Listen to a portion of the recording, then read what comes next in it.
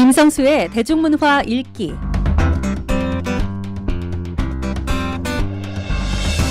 네, 문학의 이슈와 화제를 진단해보는 시간이죠. 오늘도 김성수 평론가와 함께합니다.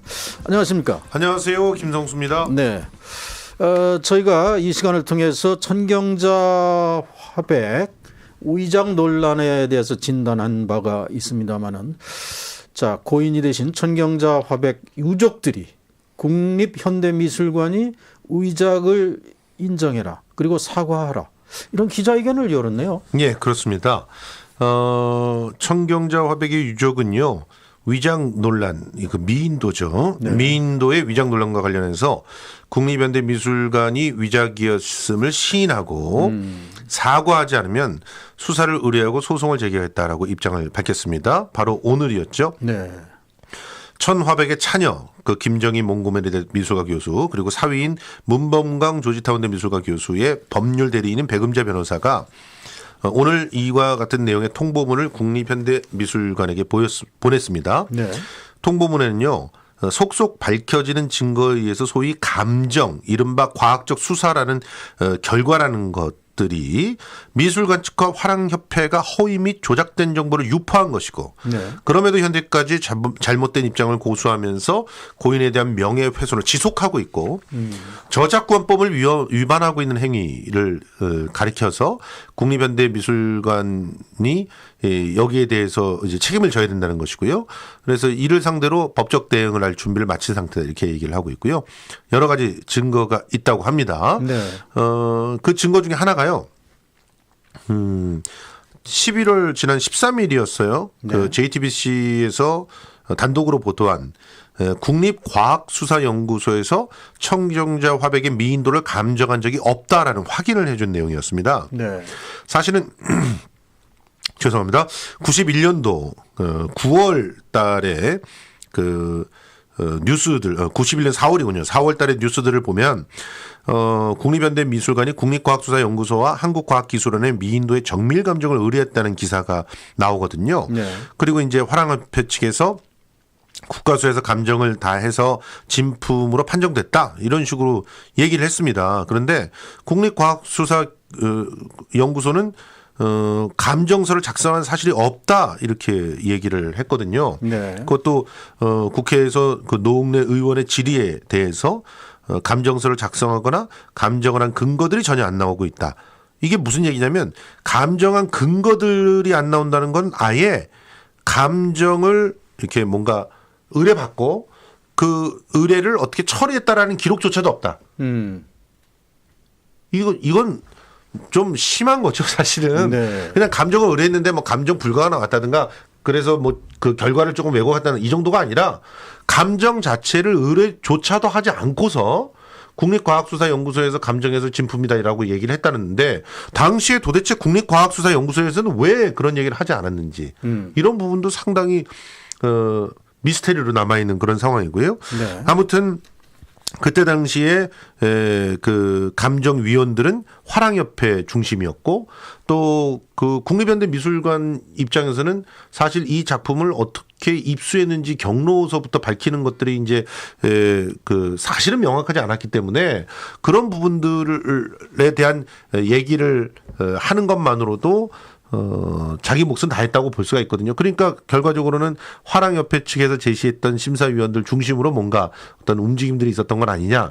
그리고 국립현대미술관이 그 배우였던 건 아니냐, 이런 얘기들이 나오고 있는 상황입니다. 자, 천경자 화백의 미인도 위작 논란, 이것은 사실 현대미술사의 가장 센세이셔널한 이런 논쟁 중에 하나였는데, 이 시간을 통해서 들으시는 청취자 여러분들을 위해서 이 미인도 위작 논란의 그 과정을 좀 간단하게 한번 짚고 갈까요?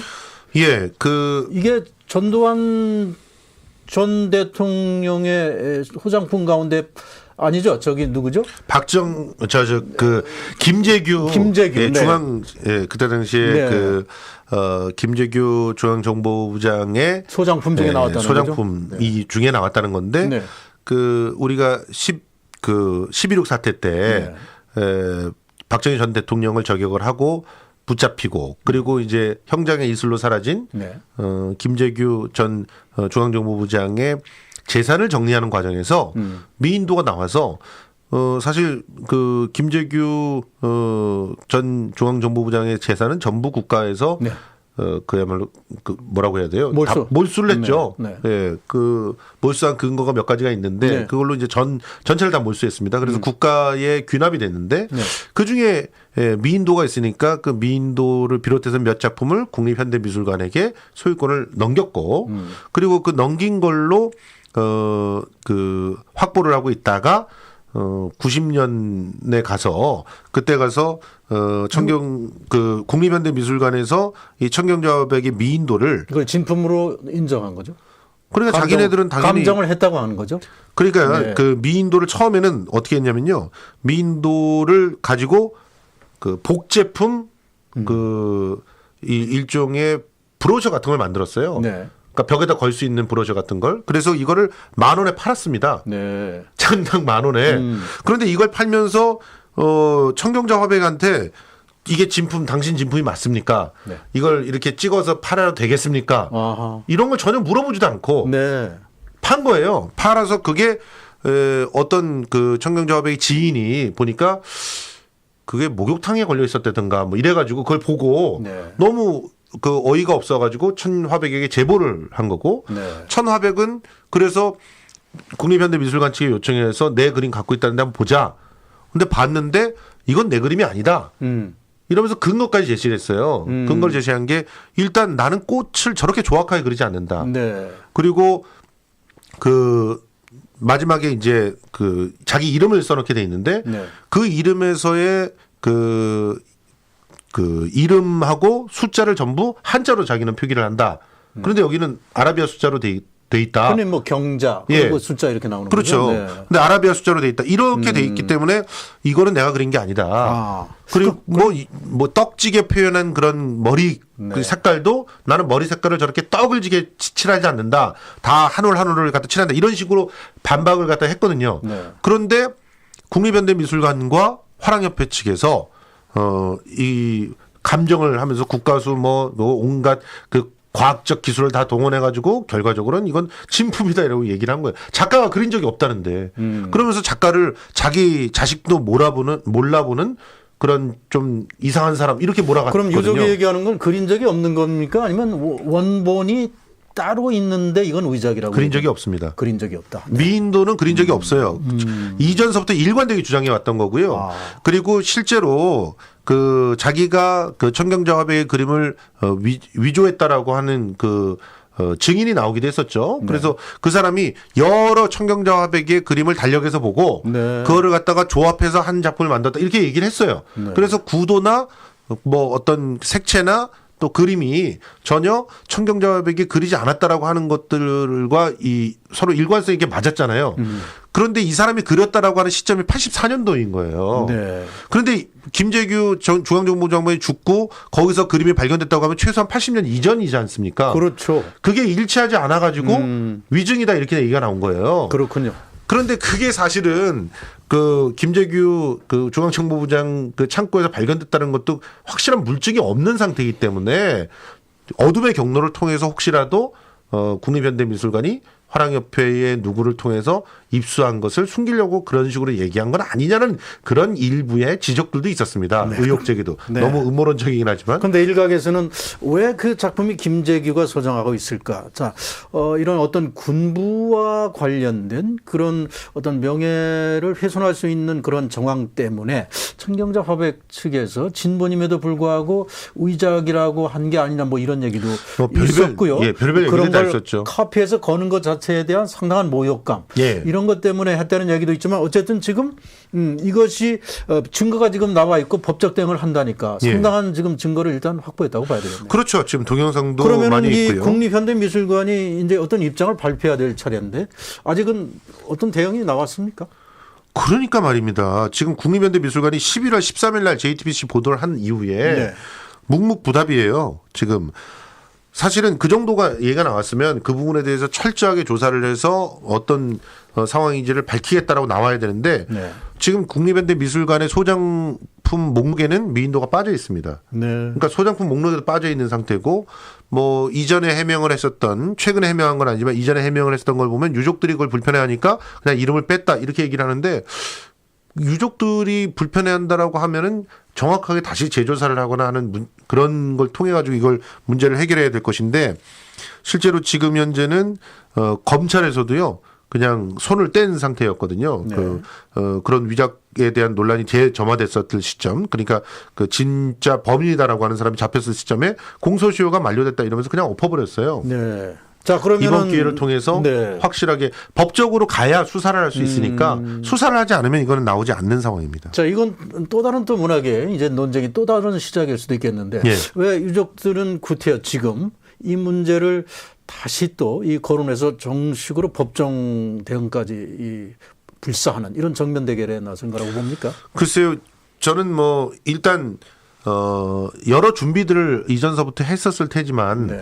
특히 이 사건 때문에 청경자 화백은 절필을 했어요. 그림을 그리지 않았습니다, 더 이상. 그리고 예, 그리고 미국으로 넘어갔죠? 가서 우리는 그냥 소중한 국보급 자산 하나를 잃었어요. 네네.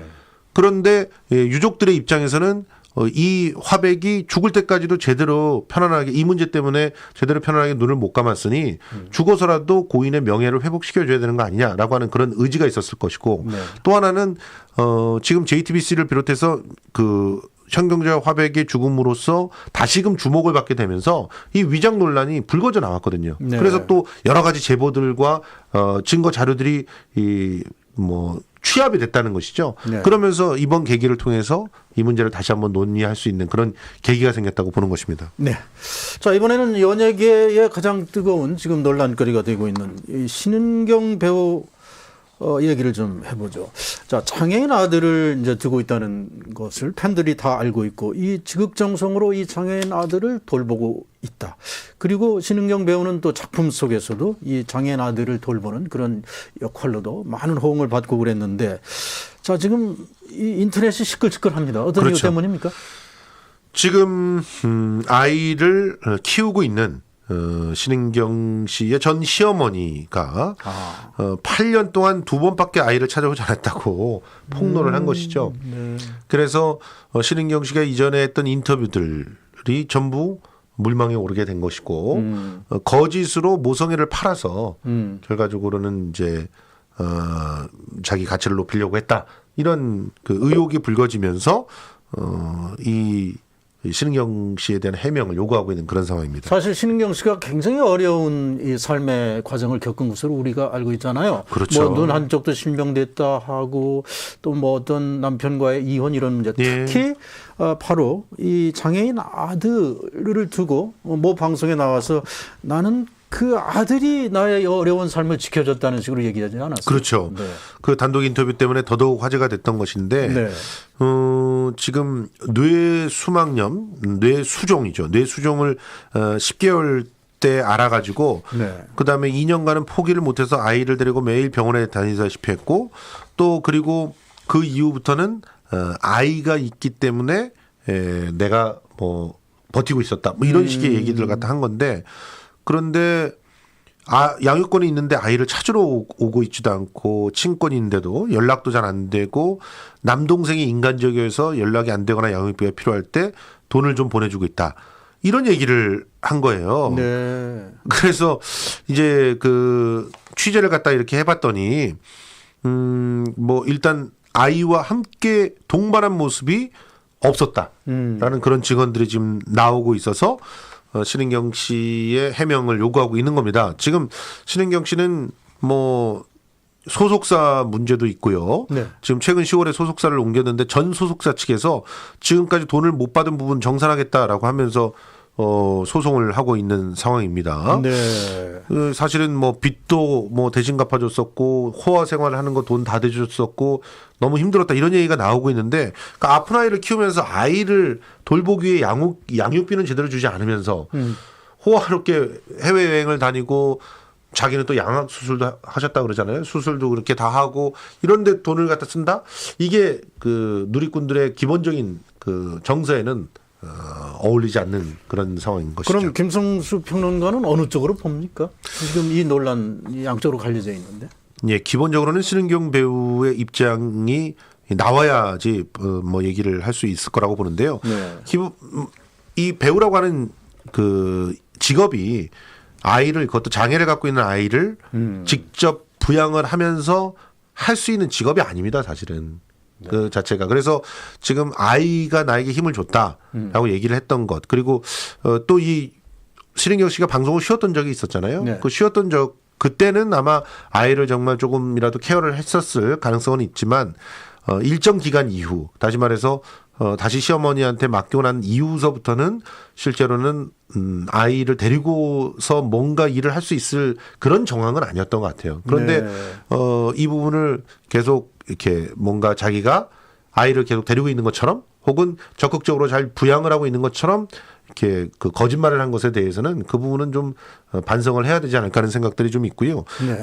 명확한 사실이 좀 밝혀져야 되겠지만 할머니의 주장과 이 어머니의 주장이 지금 대립되고 있는 거 아닙니까?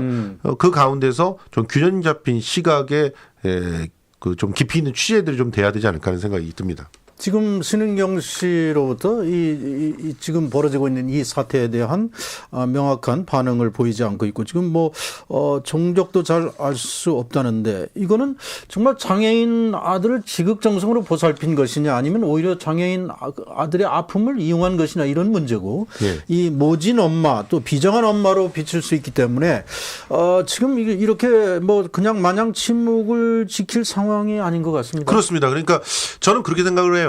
그 지금 인터뷰를 갖다 곰곰이 뜯어보면 내가 지금 아이를 데리고 키우고 있다 이런 식으로 얘기는 하지 않았거든요. 네네. 그러니까 어렸을 때 처음 애가 아프게 됐을 때 그때는 정말 힘들었었고 병원에 데리고 다녔었다 이런 얘기. 그리고 그 이후에는 아이가 있어서 내가 활동을 할 수 있다 지금처럼 아이는 나의 버팀목이다 이런 얘기를 하는 것인데 네. 실제로 내가 그 연기 생활을 갖다가 지속하기 위해서는 아이를 돌볼 수 없는 상태였다. 그리고 뭐 지속적으로 엄마로서 그 뭐 마땅히 아이를 데리고 뭐 이런 걸 해야 되겠지만 엄마로서 할 수 있는 최소한의 것들은 했다. 근데 내가 그런 게 생각이 짧았다. 이런 식의 사과를 한다든가 네. 아니면 적극적으로 나와서 해명을 해서 내가 이렇게 저렇게 일을 했는데 그런 부분들은 없이 과장됐다라든가 이런 것들을 밝혀야 되거든요. 네. 그렇지 않으면 지금 같은 경우는 입장을 밝히지 않는다는 게 굉장히 큰 오해를 더 불러일으킬 수가 있기 때문에 적절한 그런 선택들을 해야 되는 시점이 아닌가 생각이 됩니다. 네, 뭐 저도 신은경 씨 정말 좋아하고 연기력에 대해서 높은 평가를 합니다만 이제는 진실이 필요한 시간일 것 같고요. 이 진실에 따라서는 정말 배우 생명을 좌우할 수도 있는 이런 상당히 중요한 타이밍이기 때문에 어서 대중 앞에 나오셔서 진실을 밝혀주시기를 부탁드리겠습니다. 오늘 말씀 잘 들었습니다. 고맙습니다. 네, 지금까지 김성수 평론가였습니다.